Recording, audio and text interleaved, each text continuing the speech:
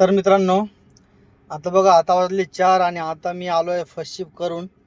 आणि मी पार्ट टाईममध्ये काम कसं मॅनेज करतोय तर मी ते तुम्हाला सांगतोय. आता फर्स्ट शिफ्ट करून आलो मी, आता 4 वाजले आणि 4 ते आता मी हार्डली 8-9 वाजेपर्यंत काम करणार. जर लवकर झाले काम तर लवकर घरी जाणार, आणि जर थोडा वेळ झाला कधी कधी तर 9:30-10 वाजतात, पण 9-10 वाजेपर्यंत मी घरी जातो फर्स्ट शिफ्टमध्ये.